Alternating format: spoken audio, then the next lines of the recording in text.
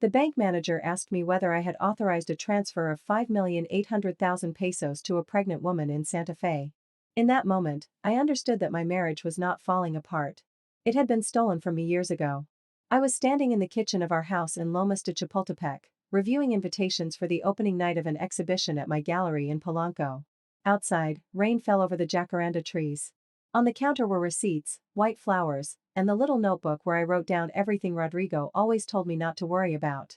"Ma'am, the account ends in 4873, and it is under your name and Mr. Rodrigo Medina's," the bank manager said, his voice much too serious.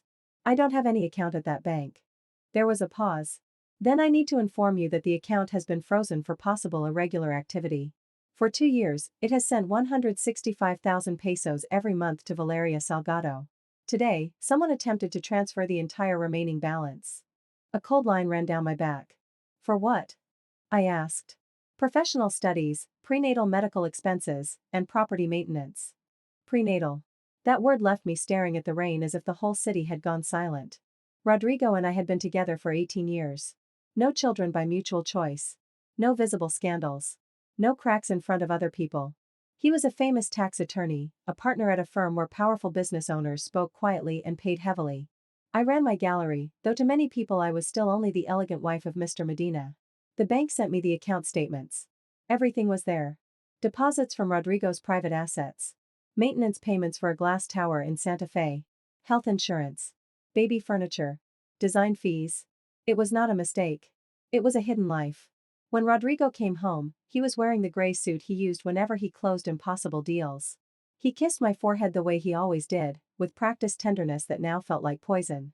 "Ready for tonight?" he asked. I turned the laptop toward him. "Who is Valeria Salgado?" His hand froze on his tie. It lasted only 1 second, but after 18 years, a woman learns how to read fear behind a smile. "I don't know what you're talking about." "The bank does. 5,800,000 pesos, Rodrigo. A pregnant woman in Santa Fe. An account with my name on it that I never signed." His eyes changed. He was no longer my husband. He was an attorney looking for an exit. "Do not do this today, Mariana. There will be journalists, clients, partners. The opening is important." "More important than your mistress? Don't be vulgar." The sentence hit me like a slap. That night, at the gallery, I tried to hold myself together among wine glasses, expensive paintings, and fake smiles. But when I saw him laughing with his partners while I felt like I could not breathe, I confronted him beside the main hall. "Tell me who Valeria is." The music lowered at that exact moment. Several heads turned. Rodrigo grabbed my arm hard enough to mark my skin. "Be quiet, or you are going to embarrass yourself. You used my name to hide money." Silence dropped over the room. His mother, Dona Beatriz, walked toward us in her pearls, wearing the offended face of a queen. "My dear, women in our family do not make scenes like street vendors." People began whispering. Rodrigo raised his hands with fake patience. "Please forgive my wife. She is going through an anxiety episode. She does not understand financial matters." Humiliation burned across my face. In front of my employees, my artists, and my buyers, he turned me into an unstable woman just to protect his lie. I followed him into the hallway. "You are going to tell me the truth right now." Rodrigo glanced back toward the gallery, making sure no one could hear. "Valeria is my daughter." I did not know whether to breathe or scream. "Your daughter? I found her 3 years ago. Her mother died. She is pregnant, and she needs support. And that is why you forged my signature?" "I was going to tell you." "When? After you emptied the account?" His jaw tightened. "Do not get involved with her. You do not know what you are touching." That threat scared me more than the betrayal. It also gave me direction. The next morning, I followed the maintenance payments to a glass tower in Santa Fe. I went up with my heart pounding against my ribs and knocked on the door of apartment 1506. The woman who opened it was young, with gray eyes identical to Rodrigo's and one protective hand over her belly. "You must be Mariana," she said. "He swore you would never dare come here." "I came for the truth." Valeria opened the door all the way. "Then come in. Because the first truth is that Rodrigo did not only hide me from you. He also hid the fact that you were never his legal wife." The apartment seemed to move under my heels. Valeria did not look like the shameless mistress I had imagined all night. Her hair was tied back, her eyes were tired, and her loose blouse could not hide her pregnancy. In the living room, there were blueprints, fabric samples, an unassembled crib, and a thick folder on the table. "Explain," I demanded. Valeria opened the folder with steady hands. She took out a Spanish marriage certificate, photographs of a much younger Rodrigo holding a blonde woman in a plaza, letters with his signature, and a copy of her birth certificate. My mother's name was Elena Salgado. She met Rodrigo in Madrid while he was doing a specialization. They got married there. He returned to Mexico promising to finalize the divorce, but he never did. Rodrigo said he did not know about you. Maybe he did not know I had been born at first. But he knew he was still married to my mother. I looked at the documents. My wedding, my anniversaries, my trips, my 18 years of life with him all turned to dust. Why did you accept his money? Valeria lowered her eyes. Because I arrived in Mexico alone. My mother died of cancer. I wanted to know my father, not destroy him. But Rodrigo received me with lawyers, a DNA test, and a checkbook. He said you were fragile, greedy, and that you would hate me. He asked me for time. Then he bought me this apartment. He bought your silence. Yes. And I accepted it because I was broken too. A hard knock sounded at the door. Valeria turned pale. It's him. Rodrigo walked in without waiting for permission. When he saw me with the papers, his mask fell. Mariana, give me that folder. No, you have no idea what you could cause. I understand bigamy, bank fraud, forged signatures, and hidden assets. He stepped closer, but Valeria moved between us. Do not touch her. Rodrigo looked at her with cold anger.